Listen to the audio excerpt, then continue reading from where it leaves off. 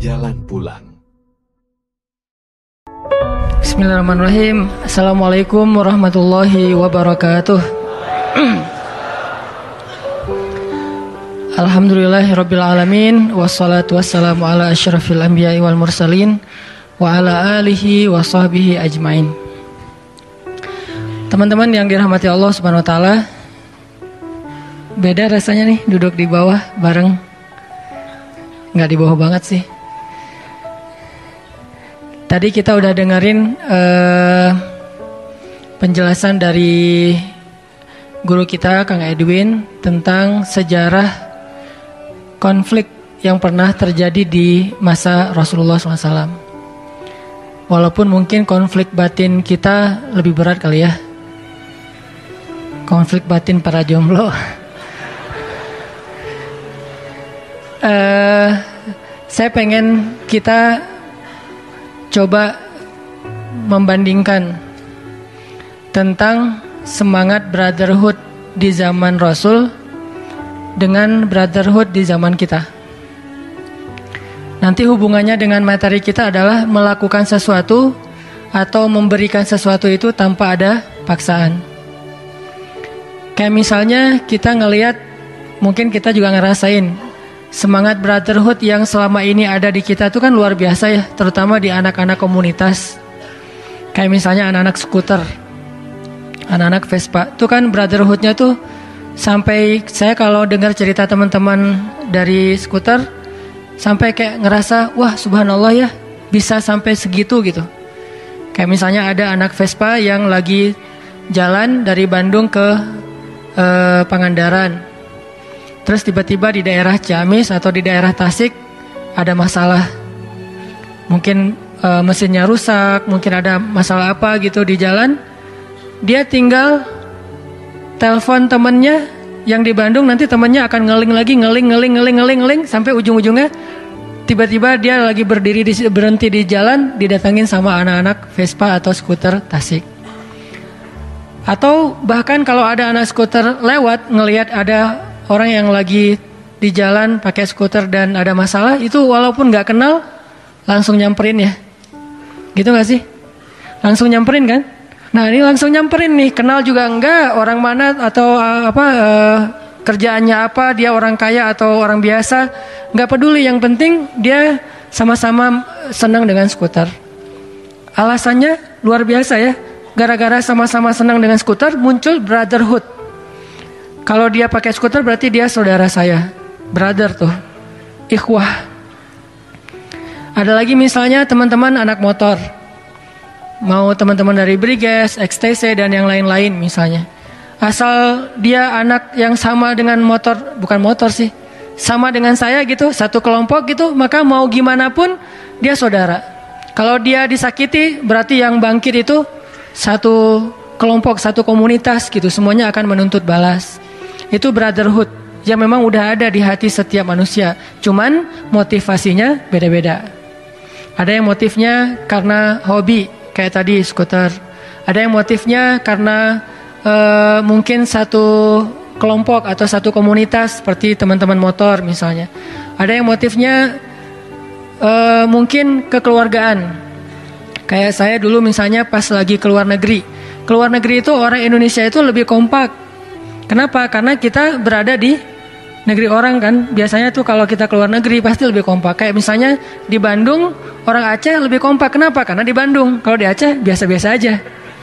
Orang Sunda kalau ke Medan itu kompak karena di Medan. Kalau di Sunda mungkin ya nggak seperti itu gitu. Artinya ada motivasi yang menjadikan kita itu brotherhoodnya tuh lebih kuat. Dan itu selalu kayak gitu. Sampai di Mesir juga kita masing-masing punya kekeluargaan. Kekeluargaan mahasiswa Al-Azhar dari Jawa Barat misalnya. Itu teman-teman orang Sunda semuanya. Kalau ngumpul haram pakai bahasa Arab. Padahal semuanya belajar di Al-Azhar tapi nggak mau pakai bahasa Arab. Semuanya Nyunda. Orang Aceh juga haram pakai bahasa Arab. Semuanya bahasa Aceh. Yang agak repot kalau ketemu orang Sunda sama orang Aceh gitu. Dan baru belajar bahasa Arab. Sama-sama bingung. Akhirnya satu bahasa Sunda, satu bahasa Aceh. Penerjemahnya yang bingung. Kalau kita lagi jalan tuh ada orang Indonesia, orang Arab, orang Afrika.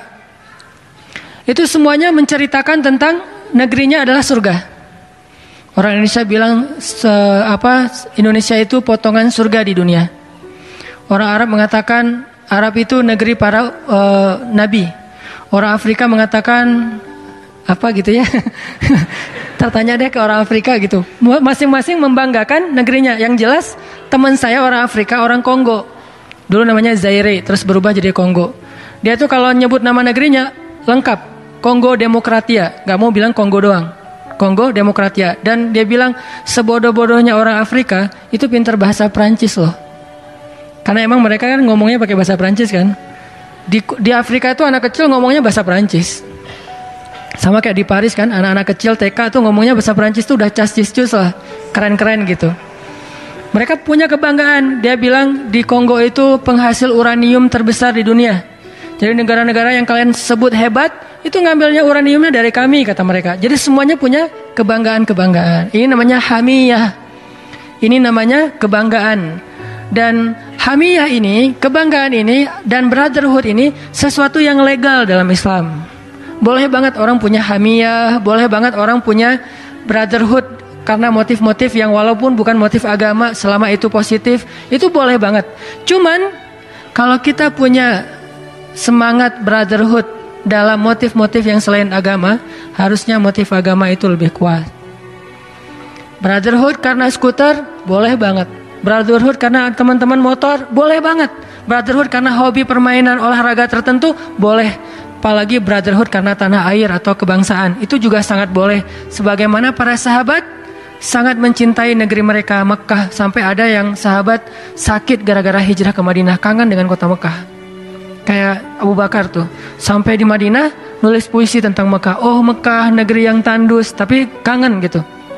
Negerinya tandus, susah dapat air, tapi ngangenin. Dan itu sangat boleh, namanya hamiyah. Cuman kalau semua itu boleh, apalagi hamiyah dan ukhuwah ataupun brotherhood dalam urusan agama. Nah kalau brotherhood dalam urusan yang lain tidak disebutkan di dalam Al-Quran ayatnya, tapi dalam urusan agama, innamal mu'minuna ikhwatun. Semua orang yang beriman itu mu'minun, bukan orang Indonesia, tapi mukmin lintas negara dan kebangsaan. Innamal mu'minuna ikhwah. Sehingga dalam analogi Nabi yang lain, Nabi udah ngegambarin apa bentuk ukhuwahnya, brotherhoodnya tuh kayak gimana. Bentuk brotherhoodnya itu adalah idzashtaka udwun tada'a lahu sairul jasad bis-sahri wal huma. Kalau ada satu organ tubuh itu yang ngerasa sakit, maka seluruh organnya akan ikut merasakan tidak bisa tidur dan panas dingin. Itu namanya brotherhood. Mungkin kita masih bisa tidur walaupun baru dapat berita tentang saudara kita yang dianiaya di Rohingya. Mungkin kita masih bisa tidur ketika kita lihat ada postingan di IG tentang Suriah, Aleppo, atau tentang Irak, atau tentang Palestina yang sampai kemarin masih nggak boleh sholat sembarangan di dalam masjid mereka sendiri. Mungkin kita tetap bisa tidur. Maka berarti makna nggak bisa tidur di sini tidak harus kita tidak bisa melelapkan mata, cuman nggak tenang gitu. Sahri wal huma atau ngerasa panas dingin, pengen ngelakuin sesuatu. Itu adalah gambaran paling jujur tentang dia itu punya cinta nggak kepada saudaranya. Bukan dengan kata-kata. Kalau kita bilang mereka adalah saudara kita, tapi kita nggak ngerasain apa-apa, itu belum jujur. Karena apa yang ada di hati kita lebih jujur. Kan ada cinta tuh sampai punya telepati ya. Ini kalau ngomongin cinta ya. Cinta ibu kan sampai kayak punya telepati gitu kan. Saya dulu pas di Mesir, rambut saya panjang aja ibu saya minta ditelepon. Bang, telepon mak gitu. Dia pakai SMS ke teman saya. Terus akhirnya saya cari tempat telepon umum yang murah dulu dari antar negara. Telepon, mak ada apa mak? Abang, mak mimpi abang udah panjang rambut ya? Bener mak, panjang rambut aja ketahuan coba. Kan punya basirah, punya penglihatan yang itu diawali dengan rasa cinta. Abang panjang rambut ya? Ya mak, ya udah potong rambutnya. Siap mak, potong rambutnya. Besok telepon lagi, kependekan ya potongnya ya. Semuanya dikritisi gitu ya. Artinya ibu itu bisa tahu. Sampai saya sakit ibu bisa tahu. Dan istri juga kayak gitu loh. Karena punya perasaan gitu. Tiba-tiba dia lagi pegang piring, piring jatuh. Kenapa? Suaminya macam-macam misalnya. Ini tuh bahaya tuh. Makanya cinta itu dia ada rasa dan memang wujud gitu. Bukan sekedar kata-kata misalnya kita ngegombal tentang persaudaraan. Palestina adalah negeri yang kami cintai, atau saudara kami di Suriah. Itu gombal ya. Tapi terwujud nggak dalam hati dan perasaan kita? Sampai kita kayak ngerasain kesusahan mereka padahal belum ngelihat postingan di Instagram.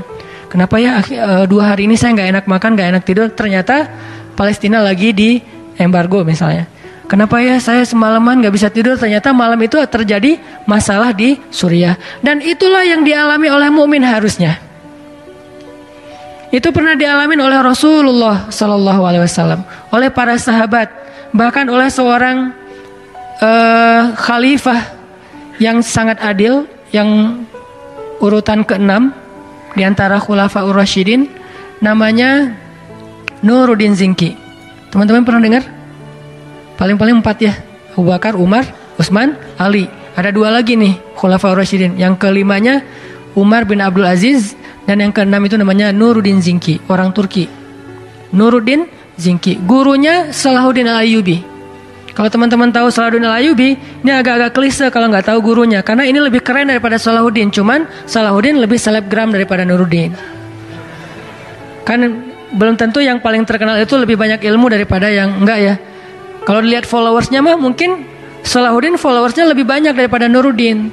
Tapi Nuruddin lebih keren daripada Salahuddin. Ya, yang jelas belum tentu yang lebih terkenal itu lebih hebat daripada lebih hebat daripada yang enggak terkenal. Nuruddin Zinki seorang khalifah yang ahli hadis. Beliau menulis kitab hadis riwayat beliau sendiri. Jadi bukan riwayat orang lain, beliau sendiri yang merawikan hadis tersebut. Jadi ini presiden perawi hadis. Coba bayangin, presiden perawi hadis, ilmunya kan banyak banget tuh. Sampai beliau pernah merawikan sebuah hadis tentang Nabi tersenyum setelah menyampaikan hadis itu. Kalau nggak salah istilahnya hadis musalsal. Hadis yang kalau kita baca, kita harus ikut ekspresi Nabi. Kan banyak hadis tuh dibaca dengan nada yang berbeda dengan nada Nabi ya. Sehingga kesannya berubah. Kayak misalnya Nabi nyampein gini, wahai anakku, kata Nabi kepada anak kecil Ibnu Abbas, jagalah Allah, Allah jaga kamu. Nabi ngomongnya gitu. Pas dibaca sama khatib di atas mimbar, wahai anakku, gitu kan ya, jagalah Allah, sesungguhnya Allah, dan gitu. Jadi berubah kan, gara-gara berubah nada kesannya Nabi lagi marah-marah, padahal Nabi gak marah-marah. Nah, hadis ada yang memang kita membacanya dengan ekspresi Nabi. Kalau Nabi senyum, kita bacanya senyum. Kalau Nabi sedih, kita bacanya sedih. Salah satu hadisnya hadis tentang doa safar. Kalau kita naik di atas kendaraan, kita baca doa safar yang standar, Bismillahirrahmanirrahim, Subhanalladzi sakhkhara lana. Terus baca Rabbi zalamtu nafsi faghfirli fa innaka ghafurun rahim. Wahai Tuhanku, aku sudah menzalimi diriku, ampunilah aku. Siapa yang bisa mengampuni dosa selain Engkau? Engkau pengampun lagi maha penyayang. Lalu tersenyum. Lalu hadis ini disampaikan oleh Ali bin Abi Thalib. Ali pun tersenyum setelah menyampaikan hadis ini. Orang-orang nanya kepada Ali, ya Abul Hasan, wahai Ali, kenapa anda tersenyum? Kata Ali, aku mendengar hadis ini dari Rasulullah SAW dan beliau tersenyum. Lalu aku bertanya, kenapa Rasul tersenyum? Kata Rasulullah, aku tersenyum karena Allah tersenyum. Jadi Allah tuh tersenyum kepada hambanya kalau kita baca doa itu. Dulu saya kan pernah ngomong kan, kalau kita beristighfar tuh Allah senyum tuh kan ya. Itu ada hadisnya, cuman gak perlu saya sebutin teksnya. Nah itu salah satunya diriwayatkan oleh Nuruddin Zinki. Sehingga ketika Nuruddin menyampaikan hadis ini, beliau gak tersenyum, diam aja. Murid-muridnya tahu hadis itu, kemudian bertanya, ya Syekh, kenapa anda tidak tersenyum? Bukankah Rasulullah tersenyum setelah menyampaikan hadis ini? Kata Nuruddin, bagaimana saya akan tersenyum sedangkan negeri muslimin sedang dijajah oleh pasukan salib waktu itu, Dimyat namanya. Sampai segitunya, gak bisa gak tersenyum. Ngelihat makanan, teringat saudaranya di Palestina, di Suriah dan seterusnya. Ini artinya ada hamiyah, ada brotherhood, ada ukhuwah yang memang bukan basa-basi tapi ada di dalam hati mereka. Innamal mu'minuna ikhwah. Sehingga Nabi SAW mengatakan, kalian tidak disebut sempurna imannya sampai mencintai saudaranya seperti dia mencintai dirinya sendiri. Bisa nggak kita ngerasain kayak gitu?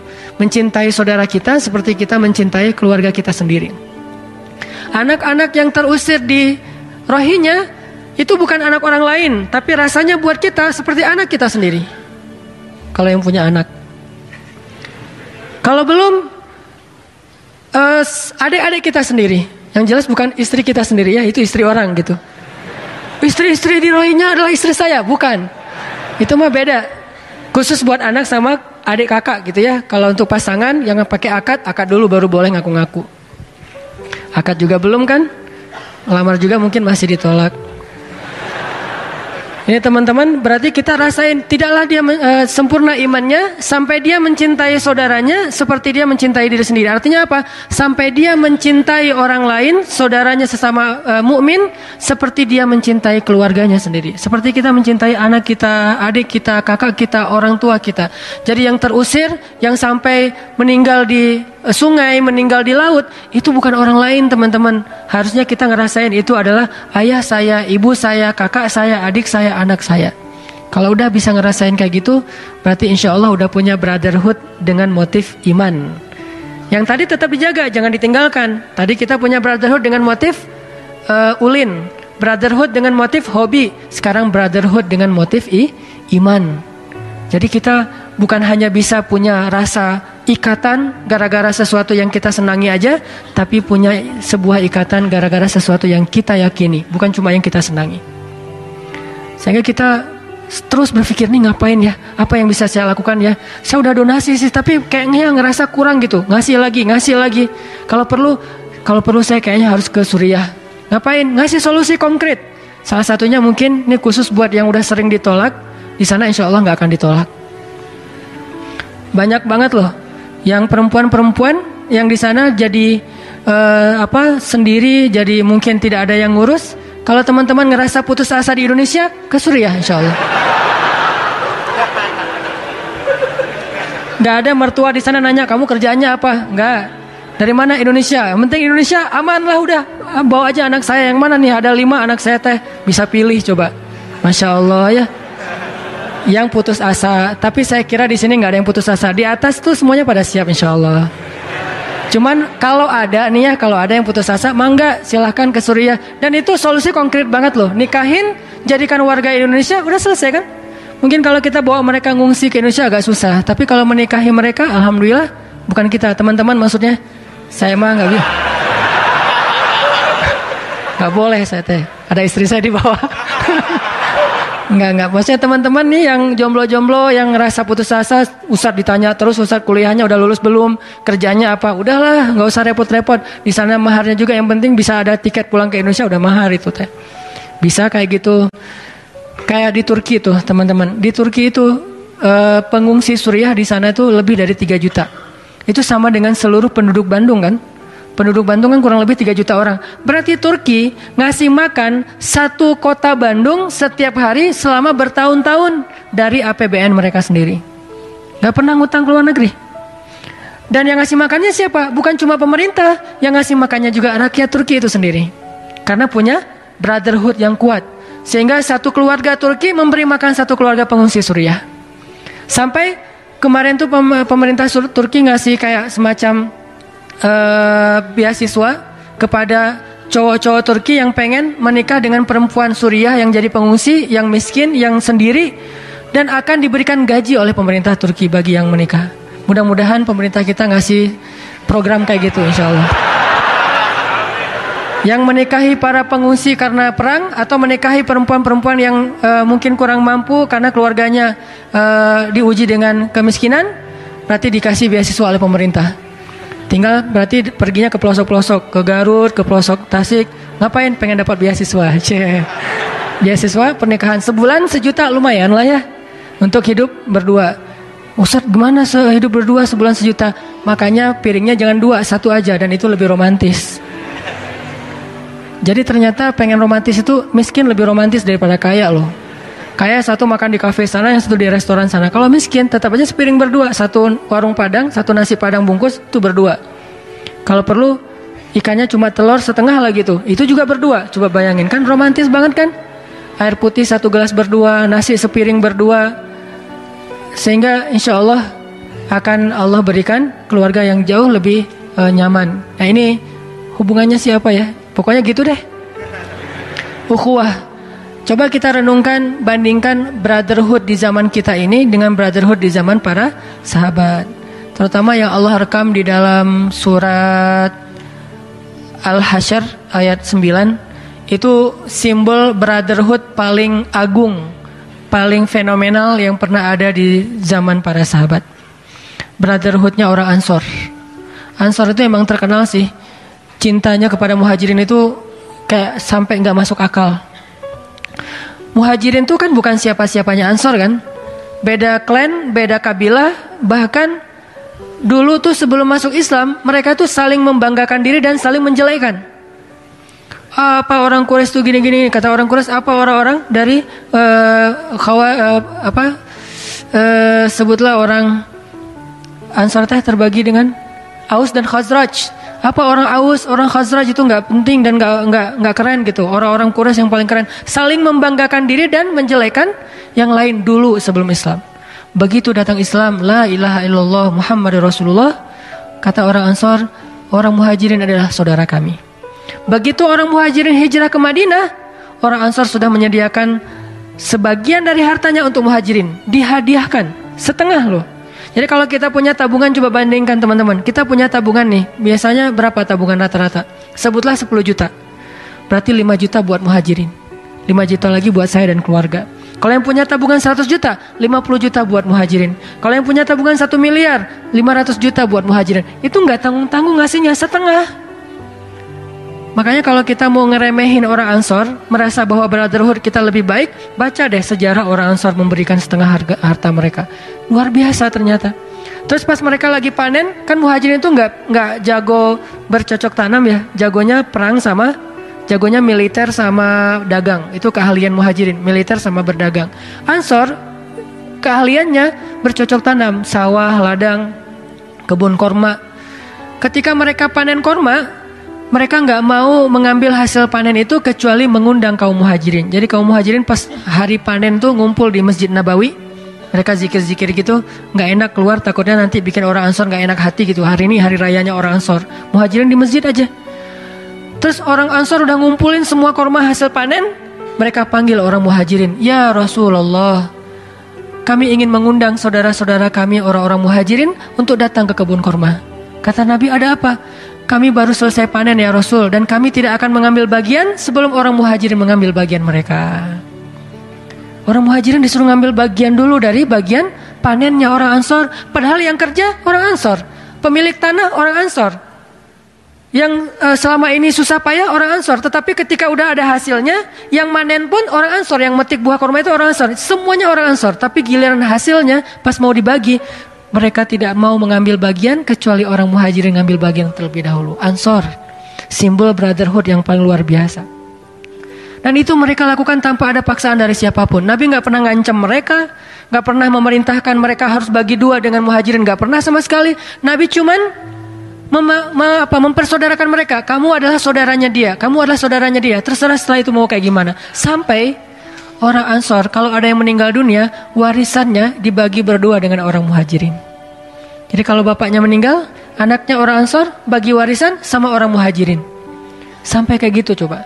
Ini sampai Allah Subhanahu wa taala di surat Al-Hasyr ayat 9 memuji orang Ansor dengan kalimat yang cukup panjang.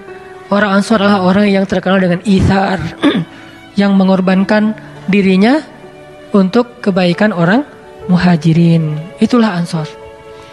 Sehingga kalau teman-teman kita ngerasa mungkin alhamdulillah Indonesia ini dikasih kesempatan mau menjadi, karena umat Islam itu cuma punya dua peran, mau jadi Muhajirin atau mau jadi Ansor. Kalau mau jadi muhajirin yang ada di zaman kita adalah Palestina, Suriah, Irak, Rohingya, Yaman, Somalia. Itu muhajirin zaman kita. Sedangkan kita, Indonesia, Turki, Malaysia, negara-negara Islam yang alhamdulillah aman, berarti kita ditakdirkan Allah menjadi orang-orang yang hidupnya seperti kaum Ansor.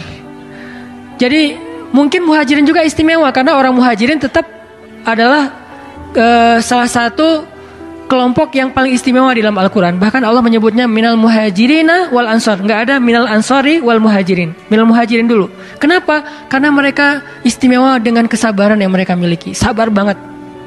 Indonesia mungkin kalau dikasih kehidupan seperti muhajirin nggak akan kuat.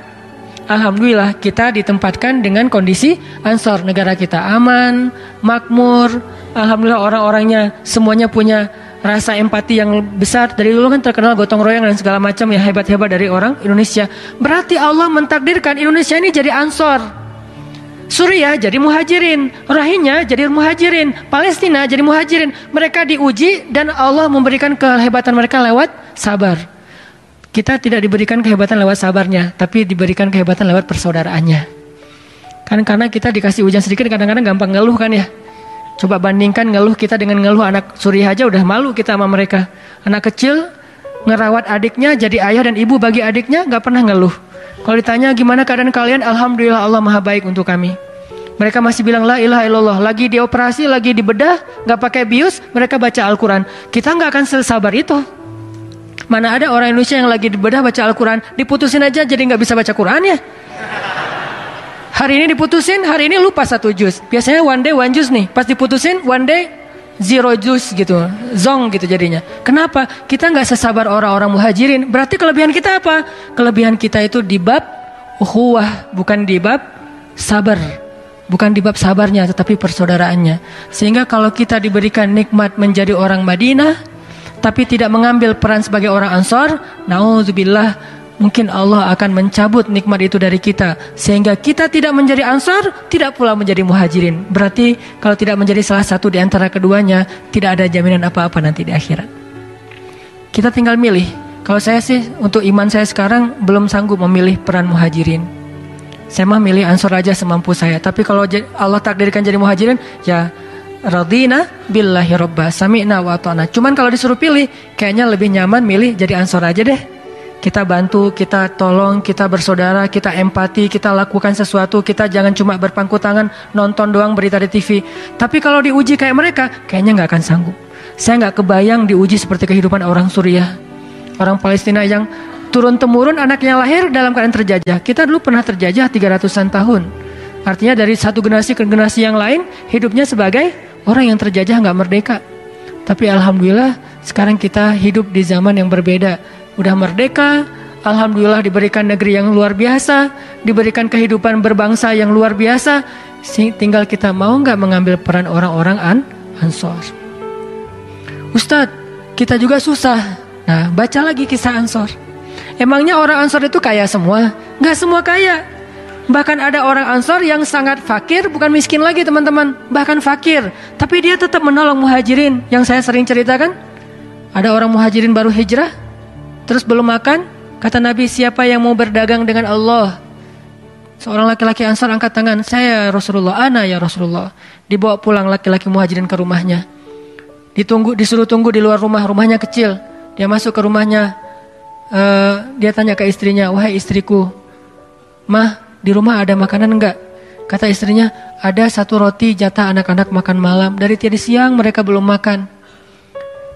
Kata suaminya, mah boleh enggak kalau roti itu dikasih ke tamu kita? Orang muhajirin kasihan baru hijrah belum makan beberapa hari. Kata istrinya, tapi itu jatah anak-anak. Bisa enggak anak-anak kamu bawa tidur, diceritain cerita-cerita pembawa tidur supaya mereka tertidur. Kalau mereka udah tidur, nanti kita kasih makan roti ini untuk tamu kita. Boleh nggak mah? Nggak maksa, cuma nanya doang. Dan istrinya mengatakan sami'na wa ata'na. Baik, tunggu ya, saya bawa anak-anak tidur dulu. Anak-anak ayo kita ke kamar tidur gitu. Tidur diceritain, dibelai-belai kepala mereka sampai akhirnya mereka lupa dengan rasa laparnya. Tidur nih, udah tidur. Keluarlah istrinya membuatkan roti itu, ditaruh di ruang tamu. Ditaruh di ruang tamu, kata suaminya, nanti matikan lampu biar saudara kita muhajirin makan sepuasnya tanpa merasa tidak enak karena kita gak ikut makan. Matiin lampunya, silakan makan dalam gelap-gelap gitu. Mereka kayak kecap-kecap gitu pura-pura makan. Makan, udah selesai, mereka gini-gini padahal gak makan apa-apa.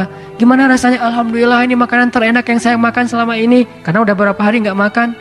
Udah selesai itu dikasih tempat tidur, mereka tidur di luar. Ini Ansor bukan orang kaya, bukan orang yang punya kebun kurma, bahkan fakir. Makanan anaknya aja dari tadi siang diirit-irit supaya bisa makan malam bareng dengan keluarga, dengan ayahnya. Tapi anaknya sehari itu jadi gak makan demi muhajirin. Kita mungkin gak akan sampai gitu-gitu amat. Kita gak berkorban dengan roti kita paling-paling berkorban dengan pulsa dan kuota kita doang. Paling parahnya nih, kalau kita pun harus ngasih yang bukan lebih, pas-pasan, paling-paling kita berkorban dengan pulsa kita. Yang tadinya pengen mungkin ngedownload sesuatu, yang tadinya pengen nonton YouTube, yang tadinya pengen berbagi pulsa tethering sama si dia, misalnya jadi nggak bisa tetheringan gitu kan ya. Ya udah nggak apa-apa deh, siapa tahu nggak bisa tetheringan tapi bisa akad, kan lebih bagus kan? Kenapa kok bisa akad tiba-tiba diterima? Gara-gara siapa yang menolong saudaranya, Allah tolong dia. Ini cara paling gampang tuh untuk menolong diri kita, tolong orang lain. Jadi jangan berpikir orang Ansor itu kaya semua baru menolong muhajirin, sehingga orang Indonesia harus makmur semuanya, harus kaya semuanya baru mau menolong orang Rohingya. Enggak. Justru kalau kita pengen insya Allah berkah harta kita tolong orang lain, Allah akan berikan keberkahan. Jadikan sedekah itu seperti hobi. Duh, hari ini gak enak hati nih, kenapa? Belum sedekah. Hari ini gak enak hati, kenapa? Belum main skate, belum main sepeda, belum lari-lari misalnya yang senang indoor runners atau parkour dan segala macam. Aduh, lagi bete nih, kenapa? Belum off-road, belum touring. Kenapa bete? Belum sedekah. Setiap hari kita berpikir, hari ini bantu siapa ya? Hari ini bantu siapa ya? Kalau nggak bisa sedekah dengan harta, minimal kita bersedekah dengan pulsa. Gimana bersedekah dengan pulsa? Kita ngeling ke orang yang mampu. Tapi saya yakin dengan kehidupan kita di Indonesia nggak mungkin juga nggak bisa bersedekah walaupun cuma 5.000, 10.000. Ustadz, saya adanya cuma segini. Mudah-mudahan selama itu bukan kebutuhan darurat kita, hanya untuk makan. Ya udah, hari ini saya puasa, jatah makan siang saya Rohingya. Berapa jatah makan siang? 10.000 Rohingya. Sehingga hari ini makan siang saya pakai berpuasa. Udahlah, dapat pahala puasa plus dapat pahala sedekah. Dan 10.000 kita yang gara-gara kita emang pas-pasan, itu mungkin nilainya di mata Allah lebih besar daripada 1 juta bagi orang yang berkelebihan harta. Jangan lihat angkanya, lihat pengorbanannya. Ada orang yang 1 juta nggak berkorban, itu lebih, bahkan dia punya miliaran, 1 juta itu nggak berasa buat dia. Emang saya sedekah? Iya Pak, 1 juta gede loh Pak. Oh nggak berasa ya, saking dia sekali ngeluarin, digesek sekali bisa 5 juta, 10 juta nggak berasa buat dia. Karena dia sekali beli baju mungkin harganya berapa puluh juta, beli tas, dia benerin mobil atau dia salonin mobil udah habis berapa. Renovasi rumah udah habis berapa. 1 juta nggak berasa buat dia. Kita 100.000 itu diingat sampai bertahun-tahun. Kenapa keingat? Karena itu pengorbanan. Berarti 100.000 kita kadang di mata Allah lebih besar daripada jutaan bagi orang yang berkelebihan harta. Makanya jangan berkecil hati dengan angkanya, tapi lihat pengorbanan di angka itu sebesar apa pengorbanannya. Al jaza ala qadril masyaqqah. Balasan Allah itu tergantung tingkat kesulitan dalam beramal. Jadi teman-teman, kita coba samain nih semangat brotherhood kita yang bermotivasi yang motifnya adalah hobi, dengan sekarang semangat brotherhood kita dengan motif iman, biar gak malu sama Allah. Karena bagi saya juga punya semangat brotherhood, walaupun mungkin bukan dengan skuter, bukan dengan komunitas, tapi dengan beberapa model yang lain. Cuman kalau saya misalnya saya ngelihat ada orang yang menurut saya nih, dia orang soleh, menurut saya nih, kan kita hanya tahu dari yang zahir ya, gak boleh menghakimi yang batin. Zahirnya kayaknya dia soleh, jidatnya lebih hitam, bukan lebih hitam, karena saya gak hitam sama sekali. Jidatnya hitam, terus jenggotnya panjang. Udah gitu bacaan Al-Qurannya bagus, ilmunya banyak. Malamnya diam-diam ternyata saya perhatiin tahajud. Siangnya sering puasa, akhlaknya baik, suka bantu orang lain. Wah, ini ciri-ciri ahli surga nih. Tangannya kasar, kerja keras, tanggung jawab terhadap keluarga. Wah, ini ciri-ciri ahli surga banget nih. Itu orang akan langsung saya cintai karena Allah Subhanahu wa taala. Ini brotherhood yang saya selama ini saya coba bangun nih. Kalau ada orang kayak gitu saya jaga nih. Saya caper-caperan deh sama dia. Pak butuh apa? Coba bantu dia. Sehingga kalau kita bantu dia di dunia dan dia sampai ingat kita, ya saya sering dibantu Ustadz ini, saya sering diperhatikan Ustadz ini, saya sering di SMS ini. Karena kita jadi sering caper sama dia sehingga dia ingat sama kita, insya Allah di dunia dia ingat kita, di akhirat dia pasti gak akan lupa sama kita. Sekarang kalau ada orang soleh di antara teman-teman, kalau dia lagi dapat nikmat, kalau dia berdoa, kira-kira dia ingat nggak sama teman-teman? Ingat sama nggak sama kita? Kalau nggak ingat, berarti kita belum dapat penolong di akhirat. Itu brotherhood yang saya bangun sekarang. Saya butuh penolong di akhirat, karena ngerasa amal saya aja nggak cukup untuk bisa masuk surga Allah, karena dosanya mungkin lebih banyak, atau surga Allah itu lebih mahal daripada amal saya. Saya cari nih yang ngebelain saya di padang mahsyar, jadi tim pengacara saya di akhirat. Saya cari itu tim pengacara. Saya cari lagi orang yang nanti kalau di pintu surga ingat, oh iya ya, Ustaz Hanan kemana ya? Kok nggak kelihatan saya di surga? Padahal saya udah setahun di surga tapi nggak ketemu Ustaz Hanan. Nyari-nyari, tanya deh ke malaikat yang jagain pintu. Malaikat, kenal Ustaz Hanan nggak? Oh ya, tahu, pernah lihat sih postingan dia tentang booster. Oh iya, Ustaz Hanan di mana surganya, yang sebelah mana? Kayaknya dia belum masuk surga tuh. Oh beneran belum masuk surga? Nggak percaya, masa Ustaz Hanan belum masuk surga? Saya aja yang belajar ke beliau masuk duluan. Akhirnya setelah dicek di komputerisasi surga, emang nggak ada nama saya kan?